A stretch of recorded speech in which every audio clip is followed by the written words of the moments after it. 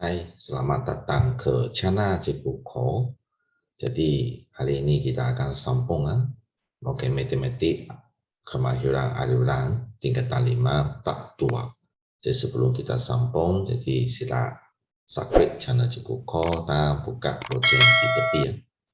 Oke, hari ini kita akan tengok langkah melukis bunculan ortogon. Oke, terdapat 4 langkah untuk melukis bunculan ortogon. Jadi langkah pertama, kena pasti jenis sata dan arah objek yang perlu diwujudkan. Oke, jadi terdapat 2 jenis sata. Masih ingat yang biasanya kita kena lukis. Satu ialah sata mencancang, satu ialah sata mengufuk. Oke, ada nampak? Oke, video sebelumnya cikgu sudah bincang. Biasanya 2 sata yang kita kena rujuk. Satu ialah sata mencancang, sama ada di kiri ataupun di kanan. Oke, ataupun di belakang. Oke, satu ialah sata mengufuk, biasanya di bawah. Dan arah objek yang perlu diwujudkan, arah biasanya ada 3 arah: atas, tepi, sama ada kiri kanan tepi, dan depan. Oke, jadi nanti kita akan tengok lebih banyak contoh supaya kamu faham.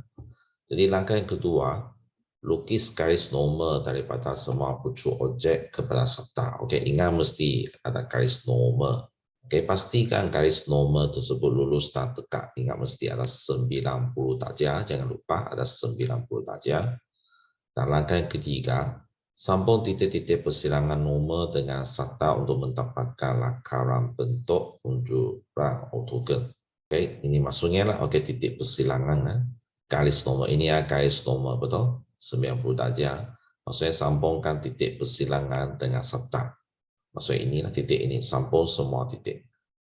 Oke, untuk mendapatkan gambar ujuran ortogon. Oke, langkah yang terakhir, lukis semula ujuran ortogon tersebut dengan ukuran yang sebenar. Oke, kata kunci ini sangat penting.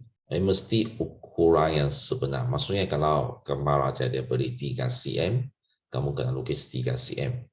Kalau dia beri 6 cm, kamu kena lukis 6 cm. Oke, ini ya tujuan untuk topik ini lah, untuk kita lukis ujuran ortogon dengan ukuran yang sebenar. Labelkan semua pucuk dan panjang sisi. Jadi maksudnya selepas kamu saya lukis mesti labelkan pucuk dengan panjang sisi. Oke, kalau panjang sisi dia 3 cm, kamu lukis 3 cm, lepas kamu kena tulis di tepi 3 cm. Macam itulah. Pucuk dia, kalau pucuk dia letak ABCD, jadi kamu kena tulis ABCD juga. Oke, nanti kita akan tengok lebih banyak contoh. Oke, kita tengok contoh yang keempat. Wajah di sebelah menunjukkan sebuah prisma dekat dengan tapak berbentuk segi 4 tepat ABCD yang terletak pada suatu sata mengufuk. Permukaan ABJGF ialah gerentah-rentah seragam prisma tersebut. Sisi AF dan GJ adalah dekat. Lukis ujuran ortogon bagi objek tersebut. Oke, ABC ya, jadi ada 3 arah. Ada nampak seperti cikgu tadi cakap, biasanya ada arah dari atas, yaitu Z. Arah dari tepi ya, contoh S, sama ada kiri ataupun kanan. Dan satu ialah dari arah depan Y, biasanya macam inilah. Oke. Oke, macam mana kita nak lukis? Ingat, kita mula dengan Z dulu. Dari arah atas. Kalau dari arah atas, maksudnya biasanya serta yang kita nak lukis adalah serta mengufuk lah, di bawah dia. Di bawah dia. Jadi maksudnya semua lukis garis normal lurus dengan serta mengufuk 90 darjah. Oke, ingat mesti ada 90 darjah. Oke, mesti lukis. Oke, jadi apa yang kamu nampak ialah yang warna ungu ini. Maksudnya ini ialah ujuran ortogon kamu yang kamu boleh nampak. Oke, jadi selepas kamu lukis, nah ini bentuk yang kamu boleh nampak dari arah Z, dari atas. Macam mana kamu nak labelkan titik A pucuk dia? Ada nampak? Dia letak FA. Apa maksudnya FA? Maksudnya dari arah Z, dia nampak F dulu. Ada nampak? Dia nampak F dulu, lepas itu sambung A. Oke? Maksudnya dia nampak F dulu, lepas itu tengok titik A. Sama juga tengok ini ya. GJ, ada nampak? GJ. Maksudnya dia nampak titik G dulu, baru dia nampak J. Jadi maksudnya dia letak GJ. Sebab maksudnya, kita tengok dari arah Z. GJ ialah sekaris. sekaris dengan satu titik saja. Boleh paham? Nah, ini B, Anda nampak? Nah, ini ya maksud ini. GJ kalis ini kamu tak nampak sebab kamu tengok dari arah atas, ya kamu hanya nampak titik G dan J saja. Titik dia kamu nampak. Tapi kalis GJ kamu tak nampak sebab itu mereka lekat bersama GJ. Sama juga dengan FA tadi. Garis FA kamu tak nampak sebab kamu tengok dari atas. FA kamu tak nampak garis dia, tapi kamu boleh nampak titik FA dekat bersama pada satu titik sahaja.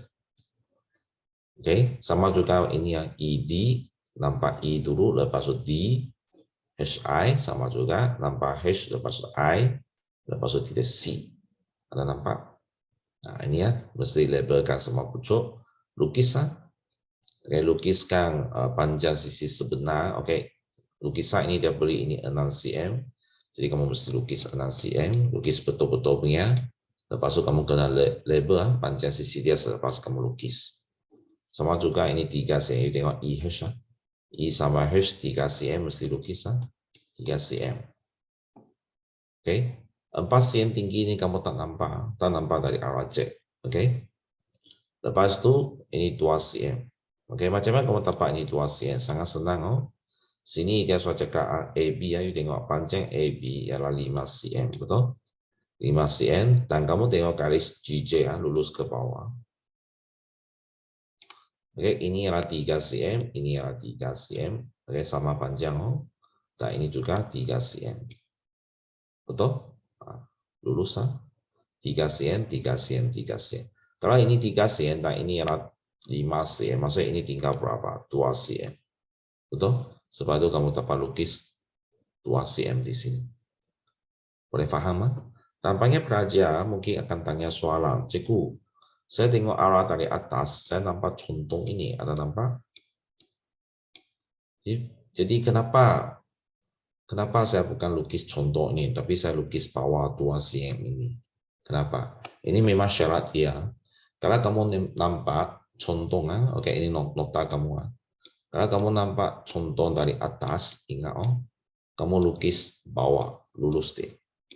Ini yang kamu lukis, saya tebalkan garis deh. Ini yang kamu kena lukis. Kalau tengok dari arah atas. Sama juga, kalau kamu tengok dari tepi, tak kisah dia dari kiri ataupun kanan. Apa yang kamu lukis adalah di belakang dia. Mesti lukis lurus. Ingat, kamu nampak garis contoh, tapi kamu lukis lurus punya. Garis lurus dia sama ada di bawah ataupun di tepi belakang dia, ataupun di belakang dia, boleh paham? Kalau kamu tengok arah dari atas, kamu lurus garis lurus di bawah, panjang sisi dia. Kalau kamu tengok, garis lurus dari kanan, tapi kamu lukis garis lurus di kiri, ingat. Sebaliknya kalau kamu tengok dari arah kiri, nampak contoh, tapi kamu lukis lurus di kanan. Mesti hafal. Sama juga kalau kamu tengok dari depan, kamu lukis lurus di belakang dia. Dia mesti syarat macam ini, boleh? Sebab itu you tengok dari arah atas, kamu tengok contoh, kamu nampak garis contoh dulu, tapi ingat panjang sisi kamu lukis bawah dia, 2 cm. Seterusnya kita tengok B ya. B ialah dari arah S. Ini ya dari arah S dari kanan, tengok arah dari kanan pergi ke kiri. Jadi kamu tengok serta di kiri. Boleh? Jadi apa yang kamu nampak? Ingat normal, lurus normal semua 90 derajat normal. Jadi GF lurus normal ke serta itu. J sama juga BA, CD, HE dan I. Semua lurus ke normal serta mencancang. Jadi ini warna ungu yang kamu boleh nampak. Jadi warna ungu. Jadi kamu lukis yang warna ungu ini. Jadi sama juga labelkan titik A. Jadi kamu nampak G dulu. Sekarang kamu tengok dari tepi. Jadi kamu tengok G dulu, lepas F. Mesti ikut arah dia. Jadi tengok G ke kiri ya. Jadi nampak F. Letak G stroke F. Sama juga nampak H lepas I. di bawah H ialah I. Oke, jadi I. Dan di bawah G ialah J. Oke. Lepas itu 2 cm ada nampak. Di 2 cm. Lepas itu panjang ini berapa? GHFE ini. Ini adalah 6 cm. Kenapa cikgu tahu? Sebab ini dia adalah 6 cm. Jadi ini 6. Ini pun 6. Jadi atas ini pun 6. Sebab sama panjang. Oke. Lepas itu sama juga seperti cikgu tadi cakap. Kamu tengok dari kanan, nampak contoh. Tapi kamu lukis belakang ini. Lurus punya. Oke. Saya ulang. Kalau kamu nampak garis contoh. Kamu nampak garis contoh dia. Tapi kamu lukis panjang sisi dia. Lukis belakang dia yang lurus itu. Boleh? Jadi berapa cm di sini sangat senang. Ini 2 cm. Ini pun 2 cm. Ini pun 2 cm. Betul? Dan soalan beritahu ini ialah 4 cm. Okay. Ini ialah 4 cm. Ada nampak? Jadi kalau ini 4 cm, dan ini kamu sudah tahu 2 cm, 2 cm, 2 cm. Ini 2 cm. Dia 4 tolak 2. Ini pun 2 cm. Boleh faham? Supaya tengok dia lukis 2 cm. Untuk IC dengan JB. Ada nampak? IC dan JB. Oke, adakah dia garis JB dengan IC ini 2 cm? Bukan, oh. Oke, kamu nampak, saya sudah cakap, kamu nampak garis contoh dia, tapi kamu lukis garis panjang sisi di belakang dia. Belakang ini 2 cm, bukan maksudnya dia 2 cm. Boleh faham? Kalau kamu nampak contoh, tapi kamu lukis belakang lurus dia. Oke. Ini ialah 2 cm, tapi bukan mewakili ini ialah 2 cm. Bukan, oh. Mereka panjang tidak sama. Supaya itu biasanya belajar keliru dengan lukis gambar pelajar ini. Oke, apa yang kamu kena hafal ialah, kamu nampak garis contoh, tapi kamu lukis belakang yang lurus itu. Panjang sisi dia itu, yang lurus itu. Maksud ini kamu nampak, tapi ukuran kamu guna yang lurus belakang itu. Boleh paham? Tapi panjang sisi ini tidak semestinya mewakili panjang sisi dia, oke? Ukuran mereka tidak sama. Boleh paham? Oke, seterusnya kita tengok C ya. Apakah soalan C? Serta mencancang yang dilihat dari Y. Oke, Y ya, sini. Jadi sama juga serta mencancang di belakang. Jadi lurus, normal, lurus. Oke, semua 90 darjah. Jadi apa yang kamu nampak ialah sekarang kamu tengok dari depan, dari arah Y, jadi apa yang kamu nampak ialah FE dulu. Anda nampak, sebab itu kamu letak FE ya. Kamu nampak FE, jadi letak FE. Nampak G dulu, lepas itu H, jadi GH. Oke, cikgu saya cakap mesti tengok dengan arah sama arah dia. JI. BC, oke, BC. HT. Dan ukuran dia ini 4 cm. Ini 3 cm, soal kuliah 3 cm. Dan ini 2 cm. Dan ini 5 cm. Berapa cm ini? Oke, tidak tahu. Cikgu pun tidak tahu sebab soalan tidak beri. Jadi macam mana kamu nak lukis panjang ini? Sangat senang. No? Maksud ini kamu lukis tuh, ini 90 darjah, ingat. Oke, ini 90 darjah. Maksudnya ini 5 cm kamu lukis, 4 cm lukis, 3 cm lukis, 2 cm lukis. Lepas itu terus sambung. Maksudnya berapa cm di sini tak kisah. Sebab panjang lain kamu sudah tahu, lepas itu kamu lukis sampai 2 cm ini, kamu guna pembaris terus sambung ke BC ini. Dari JL ke BC terus sambung. Oke, jadi tak perlu ambil kira berapa panjang dia. Boleh faham? Oke, seterusnya kita tengok contoh 5. Oke, ini sebenarnya video. Oke, sebelum ini kita sudah bincang. Oke, lupa bentuk kong. Masih ingat? Soalan ini dalam video lepas. Masih ingat? Kalau kamu tengok jawaban dia adalah betul. Oke, jadi kalau kamu tengok dari tepi, kong dia memang betul segitiga dan silinder dia segi 4. Oke, sisi 4. Oke, video sebelumnya cikgu sudah bincang. Jadi kita tengok balik lagi soalan contoh 5 ini ya.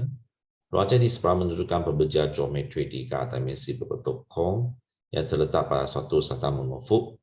Diberi diameter tapak kong ialah 4 cm dan tinggi ialah 6 cm. Oke, diameter. Oke, ini sangat penting. Diameter. Oke, 4 cm ini sangat penting dan tinggi dia ialah 6 cm. lukis unsur ortogon kom tersebut pada serta mengufuk sebagaimana dilihat dari arah Z, oke, maksudnya dari atas, serta menjajah sebagaimana dilihat dari arah Y, maksudnya dari depan. Jadi kita tengok dari arah Z, sangat senang, kamu nampak, oke, 3 titik saja A, B, C, nampak. Jadi lukis garis normal, lurus ke bawah serta mengufuk, ini yang unsur ortogon yang kamu kena lukis. Jadi kamu dapati bahwa satu bulatan yang kamu nampak. Jadi macam mana kita nak lukis bulatan ini? Pertama, dia sudah beritahu diameter ialah 4 cm, betul? Jadi kamu guna jangka lukis. Oke, di jangka lukis itu contoh ini pembaris. Oke, di jangka lukis itu kamu buat ukuran. Nah, ini pensil contohnya. Jadi kamu buat ukuran 2 cm. Bukan 4 cm. 2 cm. Kenapa? Sebab apabila jarum kamu letak di sini, pensil letak di sini 2 cm, kamu boleh buat satu bulatan. Buat satu bulatan. Maksudnya akhirnya akan menjadi 4 cm juga. Tapi kamu ukur 2 cm. Sebab kamu buat pusingan. Buat ini pensil buat satu pusingan, dia akan menjadi 4 cm akhirnya, diameter. Biasanya pelajar salah ialah dia pergi buat ukuran 4 cm. Apabila kamu buat ukuran 4 cm, lepas kamu lukis keluar, dia menjadi 8 cm. 2 kali ganda. Boleh? Sebab itu kamu nak lukis diameter 4 cm, mesti ukur jari 2 cm. Selepas kamu lukis satu pusingan lengkap, baru dia akan menjadi diameter 4 cm. Mesti hafal ini. Jadi ini jawapan dia. C adalah mewakili pucuk di sini, kong. A dan B mewakili tepi dia. Ini jawapan dia. Oke, dari arah Y, oke, dari depan, oke, seperti tadi cakap, kamu tengok dari tepi kong, dia mesti wujud segitiga. Oke, segitiga jadi macam mana lukis ini segitiga 4 cm ini diameter, maksudnya kamu nampak ini ya. Diameter 4 cm, oke, nampak 4 cm sini. Jadi kamu lukis, guna pembaris lukis 4 cm. Lepas itu kamu dari sini ya, ini titik tengah, ini 2 cm kan, betul? Jadi kamu pergi ukur 6 cm di sini. Kamu buat satu titik, ini ukur, buat satu titik. Lepas dari titik sini kamu terus sambung, oke, terus sambung ke A dan ke B. Oke, jadi kalau kamu ini ada pensil, ini ada titik, jadi ingat nanti kena padam. Oke, mesti padam. Nah, kalau ada itu kesan-kesan pensil di sana. Oke, ingat ini hanya untuk kamu lukis supaya cari di mana titik pucuk C itu. Ini hanya untuk tolong kamu lukis cari titik C di mana. Jadi pada gambar raja yang sebenarnya tak ada garis ini. Jadi selepas kamu lukis C sambung ke A, C sambung ke B, ingat mesti guna pemadaman kamu padankan dia, oke? Jangan bagi dia ada wujud kesan-kesan garis di sini dengan sini. Sebab dia sebenarnya tidak wujud garis ini. Kecuali bentuk dia ada wujud garis itu, jadi kamu boleh lukis garis ini. Kalau tak ada jangan lukis. Ini tengah-tengah ini garis tadi ya, tengah-tengah ini hanya tolong kamu buat ukuran supaya cari di mana titik C itu. Oke, seterusnya kita akan tengok latihan video, oke, uji diri 2. Jadi video hari ini sampai sini saja. Jadi jangan lupa subscribe channel Cikgu Ko dan tekan lonceng di tepi. Jadi kita jumpa lagi pada video yang seterusnya, oke? Bye bye.